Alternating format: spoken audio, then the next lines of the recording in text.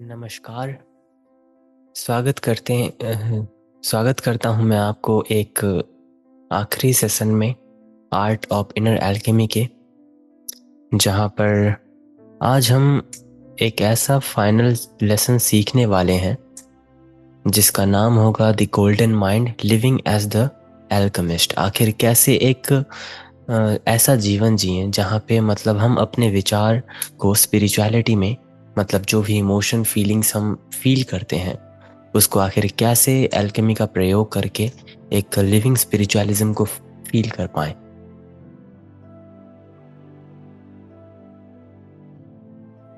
The mind that learns to turn experience into gold.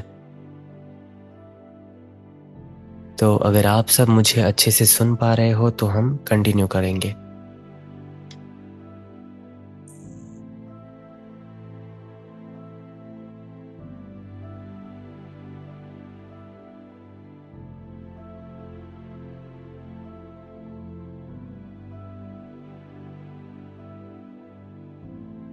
एक समय ऐसा आता है जब साधक तकलीफ से भागना बंद कर देता है और सुख से चिपकना छोड़ देता है। इसका अर्थ ये नहीं कि वो दर्द का स्वागत करता है या आनंद को नकारता है, बल्कि वो दोनों के बीच संतुलन सीख लेता है। वो समझता है कि दर्द भी शिक्षक है और सुख भी परीक्षक है। जब इन मन इन दोनों के प्रभाव से मुक्त होता है, मतलब शिक्षक और परीक्षक, तब भीतर एक स्वतंत्र शक्ति जन्म लेती है। एक ऐसी शक्ति जो अनुभवों को जकड़ने या भागने की बजाय उन्हें समझता है। He simply absorbs and in this observation life becomes raw material। यानी कि अब वो सिर्फ देखता है, निर्णय निस्वार्थ, बिना किसी प्रतिक्रिया के। यही ऑब्जर्वेशन जीवित रसायन शास्त्र की पहली प्रयोगशाला है। जब मन देखने लगता है तब हर घटना एक कच्चा पदार्थ बनता है जिसे बदलकर सोना बनाया जाता है। जैसे कुंभकार मिट्टी को घुमाकर आकार देता है, वैसे ही साधक अनुभवों को घुमाकर आत्मबोध का आकार देता है। Just as an ancient alchemist turned base metals into golds through patience and heat। जैसे प्राचीन एल्केमिस्ट वाले जो थे, हमारे बड़े ज्ञानी ऋषि मुनि, जो कैसे आखिर फीलिंग्स और इमोशंस को कन्वर्ट करके एक स्पिरिचुअलिज्म की ओर मोड़ा जाए, उसी तरह भीतर का रसायन शास्त्र हमें यही सिखाता है। इसे समझिए, जहाँ दूसरों को अपमान दिखाता है उसे आत्मज्ञान दिखाता है। जहाँ दूसरों को असफलता दिखती है उसे अपनी दिशा से संकेत दिखाता है। जहाँ दूसरों को सुख दिखता है उसे अपनी सीमाएं दिखाई देती हैं। अनुभव उसके लिए बस धातु है और जागरूकता उसकी भट्टी। मान लीजिए आपको कोई अपमानित करता है, साधारण मन तुरंत प्रतिक्रिया करेगा। या तो गुस्सा करेगा, या उसको जलन होगी, या फिर प्रतिशोध, या फिर आत्मरक्षा। मन की तेज आग बाहर निकल जाती है। आप सोचते हैं कि मैं भी कुछ हूं, या फिर मुझे ये चोट पहुंचा। ये वही है जो साधारण मन करता है, बाहरी तीर का जवाब बाहरी तीर से देना। लेकिन जो एल्केमिस्ट है वो क्या सोचेगा? वो कोई तुरंत प्रतिक्रिया नहीं देगा। वो रुकेगा, सांस लेगा और अपने हृदय से एक प्रश्न पूछेगा कि ये अनुभव मुझे अपने बारे में क्या दिखा रहा है। ये प्रश्न बहुत सूक्ष्म है। ये अपमान को हमला नहीं रहने देता, वो उसे दर्पण में बदलता है। अगर अपमान आपको बहुत चोट पहुंचा रहा है तो इसका कारण बाहर वाला नहीं, भीतर का कोई पुराना घाव है। और एल्केमिस्ट वही खोजता है। ये दर्द कहाँ जन्म ले रहा है, किस स्मृति से जुड़ रहा है, किस डर को उजागर कर रहा है। यही क्षण परिवर्तन का बीज है। जब आप भीतर देखने लगते हो तो अपमान आत्म अवलोकन बनती है, यानी कि सेल्फ ऑब्जर्वेशन। आप सोचने लगते हो कि मैं इतना प्रभावित आखिर हुआ क्यों? क्या मुझे लोगों की राय पर अत्यधिक निर्भरता चाहिए, कि क्या मेरा आत्मसम्मान बाहरी शब्दों पर बना है? इसी प्रकार चोट ज्ञान बन जाती है, घाव विवेक में बदलता है और घटना सोने की पहली ईंट बन जाती है। और this is the first gold. यही है रसायन शास्त्र का पहला सोना। अनुभव का शुद्ध चमकदार अर्थ, असहज क्षण को ज्ञान में बदल देना, प्रतिक्रिया को जागरूकता में बदल देना और घटना को शिक्षक में बदल देना। जब ये शक्ति विकसित हो जाती है तो साधक का जीवन धीरे धीरे एक प्रयोगशाला बनती है, जहां हर अनुभव उसे ऊंचे पद पर ले जाती है।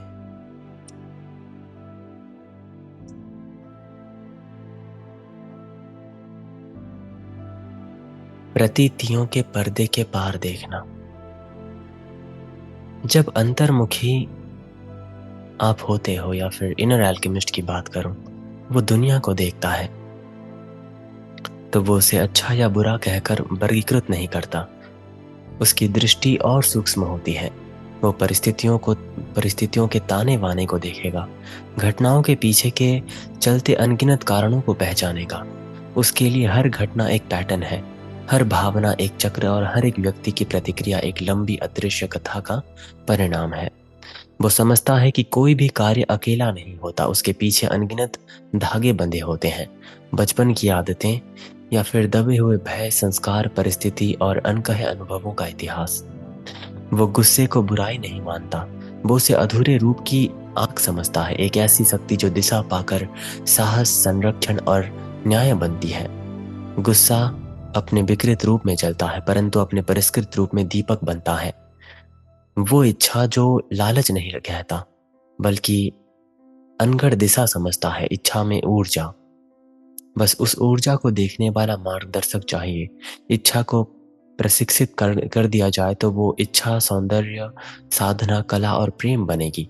वो डर को कायरता नहीं मानता, एल्केमिस्ट की बात कर रहा हूँ। वो उसे गलत समझता हुआ रक्षण करता है। डर मूलतः किसी खतरे से बचने के लिए पैदा होता है, पर जब मन उसे समझ नहीं पाता तो वही डर एक कैदखाना बनता है। डर को समझना ही उसके मार्गदर्शक में बदलना है। वो एकांत को कमजोरी नहीं बल्कि अंदरूनी मित्रता का बुलावा समझता है। जब बाहर कोई नहीं रहता, मतलब आपका कोई दोस्त नहीं, कोई आपको समझने वाला नहीं, बाहर कोई नहीं, तब मन भीतर के खालीपन को देखता है, और वही खालीपन आत्म संबंध की शुरुआत होती है। अगर ये डिपेंड करता है पर्सन टू पर्सन, क्योंकि अगर आप नेगेटिव वे में लोनलीनेस को लोगे तो वो आपके ऊपर नेगेटिव इम्पैक्ट ही डालेगा। एकांत हमें अपने भीतर वापस भेजता है, जहां असली संगति छिपी होती है। मान लीजिए कि आपका कोई घनिष्ठ मित्र आपका विश्वास तोड़ देता है। ये घटना सामान्य मन को भीतर तक हिला देगा। ये चोट गहरी लगेगी, क्योंकि विश्वास का टूटना अक्सर आत्मा के किसी पुराने घाव को छुएगा। सामान्य प्रतिक्रिया क्या होगी? कोई टूट जाता है, कोई भीतर दीवारें खड़े कर लेता है, कोई बदलना चाहता है, कोई सभी रिश्तों पर शक करने लगता है, क्योंकि आपके विश्वासी ने आपका विश्वास तोड़ा। मानव स्वभाव का पहला उत्तर प्रायः रक्षा होती है। वो अपने आप को सिक्योर करना चाहेगा, और रक्षा दीवारों से आती है, बाउंड्री क्रिएट करेगा उसके बाद वो। परंतु एल्केमिस्ट अलग प्रकार से देखेगा। वो विश्वासघात को व्यक्ति का अंतिम सत्य नहीं मानेगा, वो उसकी जड़ में झांकेगा, ये समझने के लिए कि धोखा अक्सर 3 स्तरों में जन्म लेता है, किसी के डर से, किसी की कमजोरी से और किसी की भ्रमित मानसिकता से। किसी की डर से यानी कि कहीं वो खो ना जाए, कहीं वो पकड़ा ना जाए। किसी की कमजोरी से यानी कि सही निर्णय लेने की क्षमता का अभाव से। किसी की भ्रमित मानसिकता से यानी कि ये समझ ना पाना कि उसके कार्य के परिणाम कितने भारी होंगे। वो व्यक्ति को दोष देने से पहले उसके टूटन को देखेगा, और ये समझ ही परिवर्तन का द्वार बनेगा। जब कारण स्पष्ट हो जाएगा तो कड़वाहट अपने आप ही गलने लगेगी। समझ एक कोमल दवा की तरह काम करती है। अंडरस्टैंडिंग ये घाव को तुरंत नहीं भरती, परंतु उसकी जलन को कम करती है, और आप व्यक्ति के व्यवहार को आपके आत्म मूल्य से अलग करना सीख जाते हो। जब आप देखने लगते हो कि व्यक्ति ने इसलिए चोट पहुंचाई क्योंकि वो स्वयं घायल था, तो मन की अवस्थाएं शांत होने लगेगी, धुंध हट जाएगी, स्थिति साफ हो जाएगी। भावनाएं अभी भी हैं, पर उनमें अंधापन नहीं। और फिर वही क्षण आता है जब प्रतीति यानी कि एक पर्दा टूट जाएगा आपके सामने, और आप दुनिया को वैसे देखेंगे जैसे वो वास्तव में है। घटनाओं, कारणों और मनोवृत्तियों को एक जटिल जाल जिसमें हर व्यक्ति अपने घाव, आकांक्षाओं और भ्रमों के साथ जी रहा है। उस क्षण आप केवल एक चोट नहीं देखते, आप उसकी कहानी देखते हो, और तभी प्रतीतियों का पर्दा पारदर्शी हो जाएगा, ट्रांसपेरेंट हो जाएगा।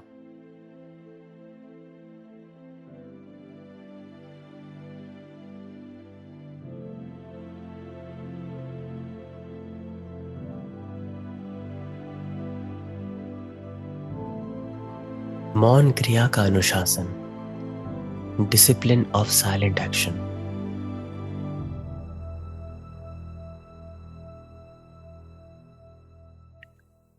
एक बड़ी अच्छी चीज है कि true alchemy is not loud, यानी कि सच्चा रसायन शास्त्र शोरगुल में नहीं होता, ऊंची आवाजों में नहीं होता।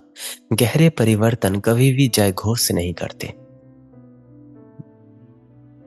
एक पेड़ का बीज जब वो मिट्टी के अंदर होता है, उसके उसके अंदर मतलब पोटेंशियल होता है एक विशाल पेड़ बनने की, लेकिन वो चुपचाप आगे बढ़ता है। चुपचाप एक पेड़ में कब तब्दील हो जाता है हमें पता नहीं चलता।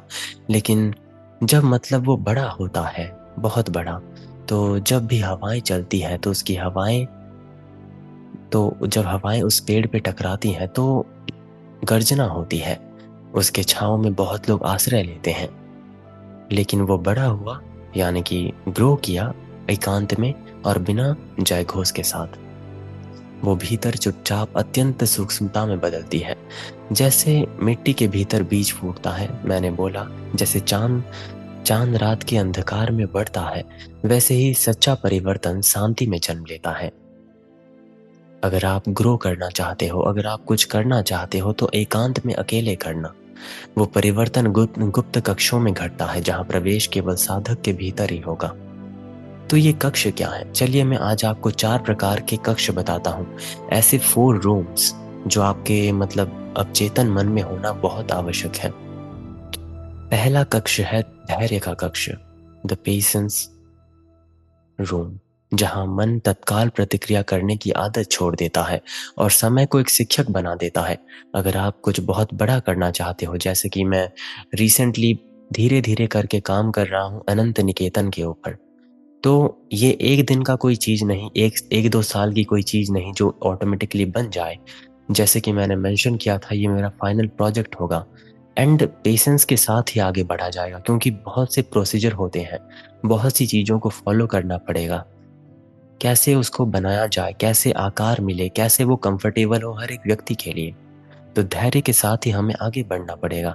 जहां मन तत्काल प्रतिक्रिया करने की आदत छोड़ देता है और समय को एक शिक्षक बना देता है, वहीं पे आप अपने धैर्य को रखना।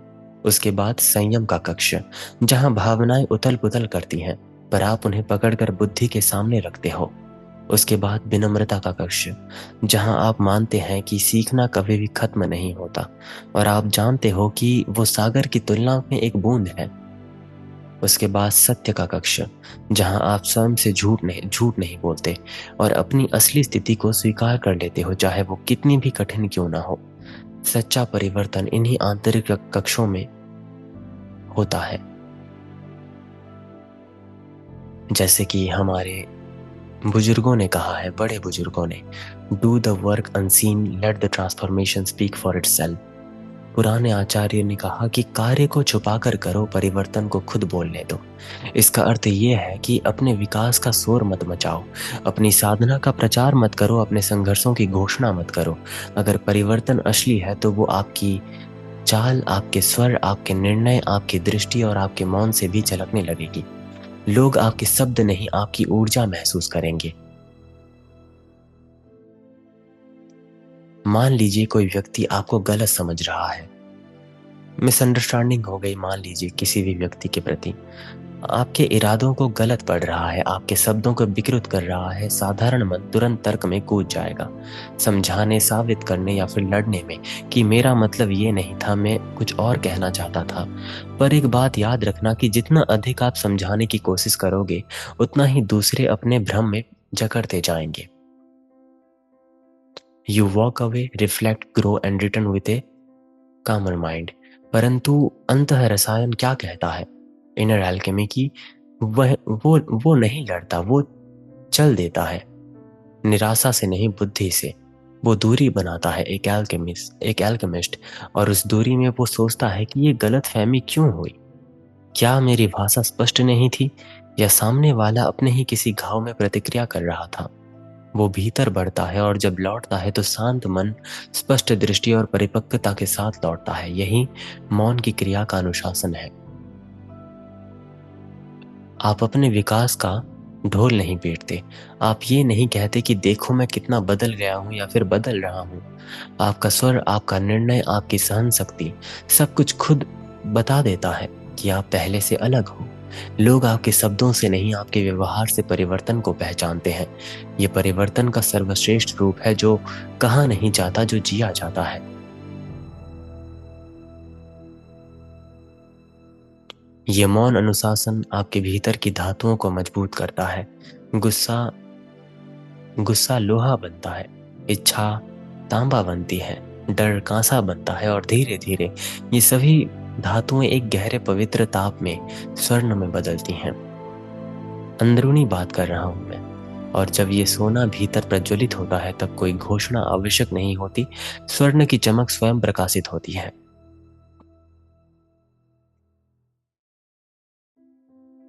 एंड जो भी लेट ज्वाइन हुए हो, आप कृपया करके इसके रिकॉर्डिंग्स बाद में सुन लेना, क्योंकि फ्लो स्टेट में मैंने मतलब बहुत इंपॉर्टेंट इंफॉर्मेशन डाले हैं।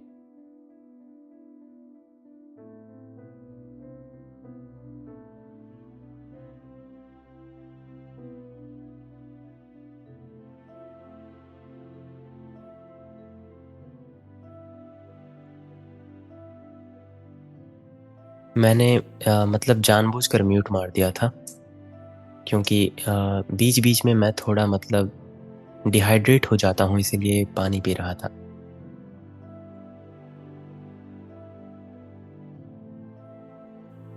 अब पार्ट 4 पे आते हैं कि अडिग होकर जीना। द गोल्डन माइंड की बात कर रहा था मैं पहले से ही। तो ये जो गोल्डन माइंड है, इसका अर्थ ये नहीं कि मन भावना शून्य हो जाए। ये कोई पत्थर का हृदय नहीं होता, ना ही वो दुख, क्रोध, भय या फिर उलझन से ऊपर उठकर एक सूखी निष्प्राण भूमि बनती है। ये गोल्डन माइंड या फिर स्वर्ण मन भावनाओं को महसूस करेगा, क्योंकि अनुभूति ही मनुष्य की गरिमा होती है। पर वो भावनाओं को अपनी जड़ें नहीं बनने देता। यानी कि अगर वो रूट बन जाए, तो आपका कैरेक्टर, आपका बिहेवियर, आपका पूरा का पूरा पर्सनैलिटी ही मतलब एक, नहीं बोलते क्या, इमोशनल फूल बन जाना। आप वैसा बन जाओगे अगर आप अपने पूरे समग्र अस्तित्व को उसके रूट में मतलब ला दो तो। ये गोल्डन माइंड भावनाओं का दास नहीं होता। भावनाएं आती हैं, और वो उन्हें देखकर कहता है कि ये सब मतलब एक मेहमान की तरह है, मालिक नहीं। भावनाएं उठती हैं, कुछ क्षण के लिए भीतर हलचल पैदा करती हैं, परंतु मन उसके साथ बहता नहीं। वो उसे पकड़कर किसी ठोस रूप में बदलेगा। यही वास्तविकता स्वतंत्रता है। भावना को महसूस करना, पर उसकी गुलामी ना करना। यहाँ एक प्राचीन चीज है कि बारिश आती है, हवाएं तेज होती हैं, धूप जलती हैं, पर पर्वत अपनी जगह टिका होता है। ये एग्जाम्पल कहता है कि गोल्डन माइंड बाहरी परिस्थितियों से कांपता नहीं। स्थिति बदल सकती है, मौसम बदल सकते हैं, पर भीतर की जड़ें नहीं बदलती। मन पहाड़ नहीं बनता, परंतु उसमें पर्वत समान स्थिरता होती है। एक ही दिन में सब उलट पुलट जाना, काम बिगड़ जाए। मान लीजिए, आप इमेजिन कीजिए कि आपका एक दिन ऐसा आएगा कि एक ही दिन में सब उलट पुलट जाएगा, काम बिगड़ जाएगा, परिवार में तनाव होगा, मन में बेचैनी फैली होगी, और पुरानी चिंताएं सिर उठने लगेंगी। एक ऐसा दिन जो किसी को भी मतलब भीतर से हिला सकता है। असली परीक्षा ऐसे ही दिनों में होती है। ये जो आपका पुराना वर्जन है, पुराने आप, जो भावनाओं के ज्वार के साथ बहता है, वो घबरा जाता है, दिल तेज होता है, मन दौड़ने लगता है, और अंततः भय का बादल सब पर छा जाता है। घबराहट पहले मतलब मन को खाती है, फिर निर्णय को, और अंततः शांति को। पर जो एल्केमिस्ट है, ये इन चीज़ों से तो भागने की कोशिश नहीं करेगा, वो उससे लड़ता भी नहीं बल्कि उसके साथ बैठता है, उसी तरह जैसे कोई ऋषि वृक्ष के नीचे बैठकर बारिश, आंधी, कड़क गर्मी के बीच भी स्थिर रहेगा। वो तनाव को महसूस करेगा, बेचैनी को महसूस करेगा, भीतर की हलचल को स्वीकार करेगा। वो टूटता नहीं, वो भीतर कहता है कि ये तूफान है और तूफान का स्वभाव ही गुजरना होता है। उसे पता है कि भावनाएं आती हैं और जाती हैं, साधक का कार्य है बस उसके बीच में रहना। तो ये प्रतिरोध नहीं, प्रतिरोध में तनाव है, जिसमें मन भावनाओं को दबाने की कोशिश करेगा और दबाई हुई भावनाएं बाद में दुगनी शक्ति से लौटेगी। ये बात दमन की नहीं, ये कला की है, ये महारत की है। भावना को स्वीकार करना, उसमें ना बहना और अपने भीतर के केंद्र को पकड़कर कैसे बैठना सीखना, यही वो अवस्था है जहां मन तूफान के भीतर खड़े होकर भी अपनी जड़ें नहीं खोता।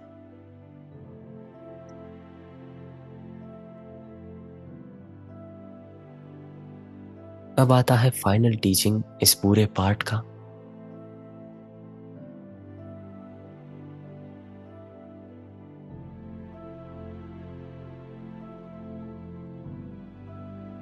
दूसरों के लिए प्रकाश का जीवित स्रोत बनना, ये सबसे इम्पोर्टेंट पॉइंट भी है, क्योंकि जो बचपन में स्कूल के दौरान, शायद मैं 3rd या फिर 4th क्लास में था, पॉलिटिकल क्लास चल रहा था शायद, क्योंकि बचपन से ही हमें सोशल सब्जेक्ट्स पढ़ाए जाते थे।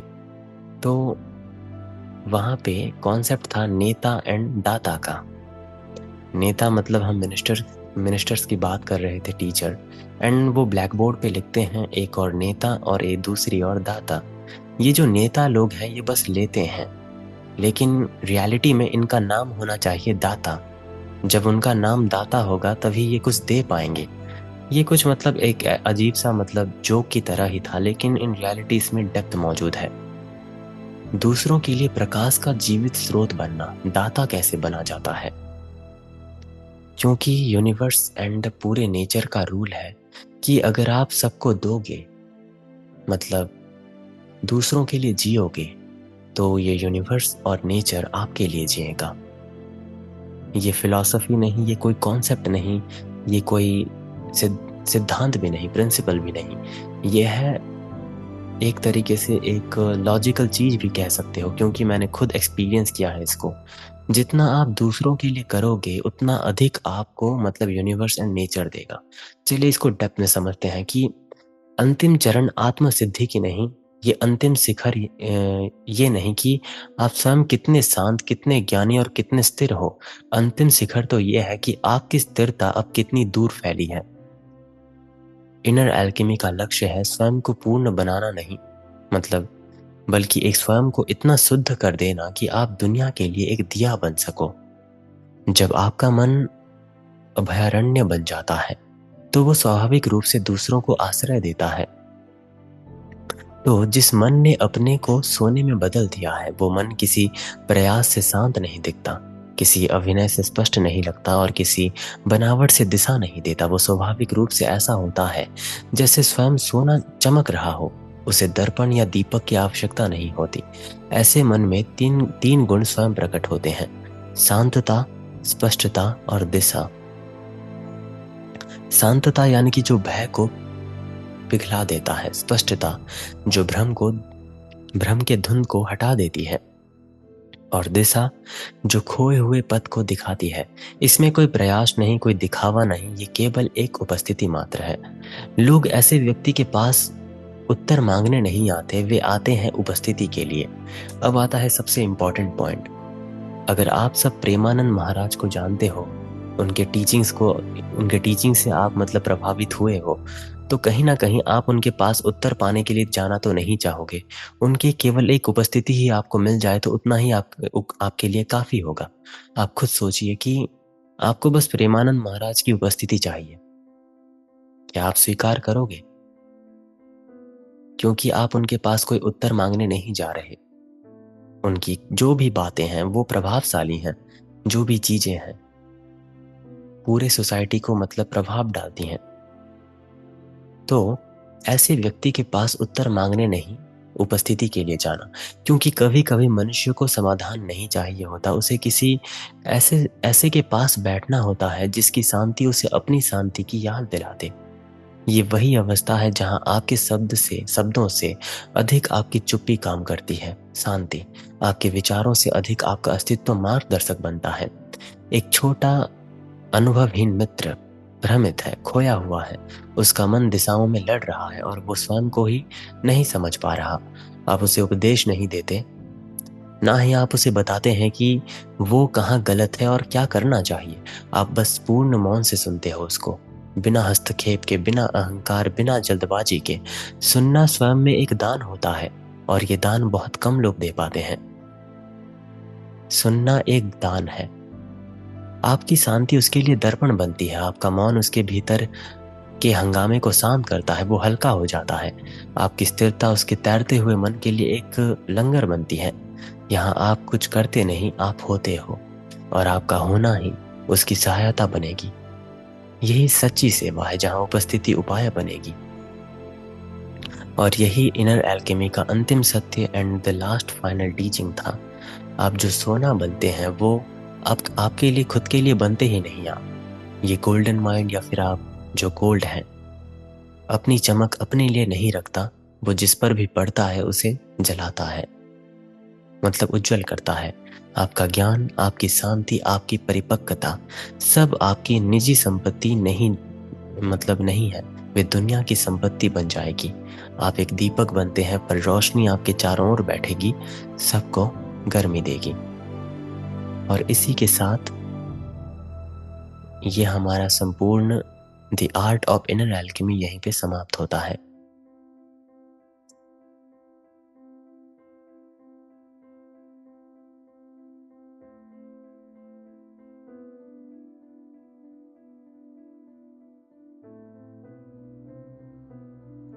कहीं ना कहीं ये परिवर्तन के ऊपर की बात है कि कैसे आप अपने भावना, विचारों को परिवर्तित करते हो, रूपांतरित करते हो, उसको एक अलग चीज में बदलते हो, अपने आध्यात्मिक यात्रा में उसको शामिल करते हो।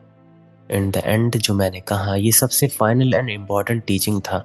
अगर आपने पहले के 6 दिन अटेंड नहीं किए एंड आज का अटेंड कर रहे हो, तो इसमें ही पूरा सारांश था एंड बहुत ही गूढ़ बातें थी ये कि उपस्थिति बनना किसी और के लिए।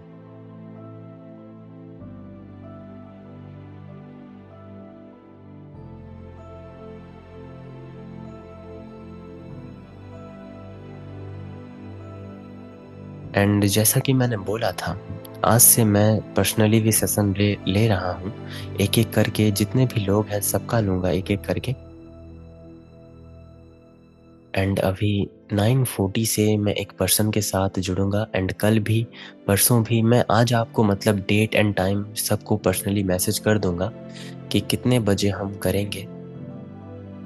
सॉरी, 9 बजे ही करेंगे, लेकिन किन किन तारीखों को, किन किन तारीखों में हमें करना है, मैं सबको एक एक करके भेज दूंगा।